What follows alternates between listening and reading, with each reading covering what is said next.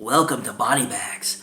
I'm your new Friday reviewer, Chris from ChrisB Movies. You know my name is Chris, and you know I love B movies. And this is the Mac Attack. Oh yeah, on the attack 24/7, baby. Now you noticed how I kissed Mac. I didn't bite him. As in the name of this film, Man Bites Dog. I'm just gonna tell you that in no scene in this film does a man ever bite a dog. Now, this is a film from 1992, directed by Remy Belval, Benoit Poulvorde, Andre Bonzai, who also were in the film under their same names. See where we're going with this? These guys were also writers and producers. They basically did the whole film themselves. But they play their real names in the film. Pretty cool. So you almost look at this like it's maybe a real film, like this really happened and it caught on camera, and then we're putting it out on Criterion and the movie theaters and stuff. It's a French film from 1992, and it follows the exploits of a serial killer and a camera crew following him and filming his every move, every kill. He tells you how to properly dispose of a body. He tells you why he's killing the people he's killing. He also, I take your kids out of the room for this one. He kills old people and kids because he figures with the old people have a lot of money, and he can attain a lot of money by killing them and just robbing them, basically. With younger people, he feels like they don't have as much money. But he also kills kids, and never explains why he kills kids in the film. But he's a cold, sadistic killer. And now, in a lot of films, it follows the camera crew as they're ready to meet him for the first time. But in the film, it just kicks right in. They're already filming him while he's killing as the movie begins. So you don't get that backstory of why they want to do it. You figure they want to produce something that probably no one else has ever produced. An actual killer actually killing people and getting it out to the world. Because we live in a sick world and sick people want to see sick things. I would say that the kills in this film are very good. There are scenes that will stay with you for a very long time. Like there was a scene when Benoit choked out this old lady and her dentures just slowly came out of her mouth and dropped to the floor. I will never forget that scene. That scene definitely stuck with me. The one thing about Benoit that's really good is he plays a serial killer as if this guy was really a serial killer in the real world. Like he's a normal guy with a family who loves and supports him. And his family, when you get to meet them, obviously in documentary format, say how he was the sweetest kid. He always had a smile on his face, always so happy. And his family is really normal and really loving and really supportive. There's a scene when he gets put in jail and his mother comes to visit him. And this is played by his real-life mother, by the way. And his real-life grandparents are in this film as well. And she's like, I can't believe they made the mistake, put my innocent little boy in jail. It's just such a sad scene for her. Because now, the realism of what's going on, something she had no idea of. And she can't come to terms that he was the guy that actually killed all these people. There's a scene where he's sitting down in her house, and the news comes up of people getting killed, the kills that he did.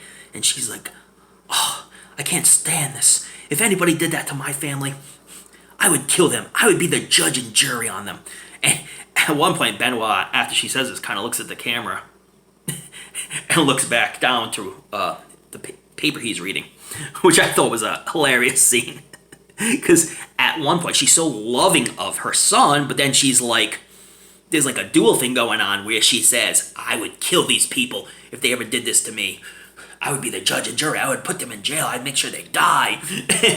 And at the same point, she's saying how her son is so perfect and sweet and innocent. And even when he gets caught, she still feels the same. She can't come to terms with the fact that my son is a sadistic killer. But as in films that you see where people are killing, after a while, they get a little tired. And because he has a big alcohol problem too, Like, he can't go to an establishment without getting bombed out of his friggin' mind. He starts getting lazy, and, well, things happen, and bodies start showing up because some wells have gone dry, let's just say. Now, the thing to note in this film is the camera crew, as they were just filming him as he's killing people, they now start getting involved, and they turn into pretty sadistic killers themselves. So maybe, in the back of their mind, they wanted to see and film a real killer to see how to properly do things, because maybe this is something that they may have wanted to do. But once they get involved, they get totally involved. Like, they help dig bodies and bury bodies for him, and they carry people, dead bodies away from him, and there's a scene where one of the crew actually shoots and kills a guy. So you can tell that they have these killer instincts about them. And maybe they wanted to shoot a documentary film where they learn a lot about killing and know how to hide bodies and stuff, because it's something that maybe they're all about and they want to do as well. I think Benoit Poulvorde is priceless in this role. I think he's fantastic, and he plays the perfect killer, where he comes across as just this normal guy, but when it's time to do his job, he turns into this just sadistic killer. Like you see in a lot of horror movies, you see guys who are criminally insane and are mindless and who've died and come back and then are killers. But a lot of the real life killers that you see in this day and age come across as normal, nice people. They lure you in. They find out who is the most vulnerable. They have patterns. So they could be your next door neighbor, throwing parties and stuff, having a good time, and then when it's time, they can just turn it into being a sadistic killer.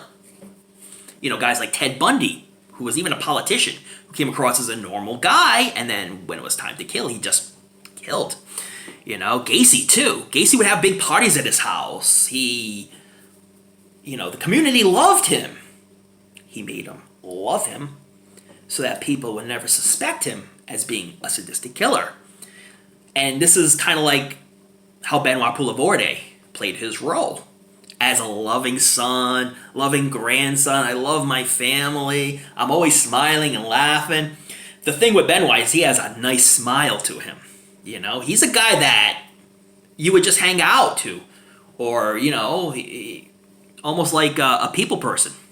When he gets drunk, he does get a little obnoxious. I love the scene when the bartender just threw him out. Just grabbed him and threw him out. That's enough! There are so many fun scenes in Man Bites Dog.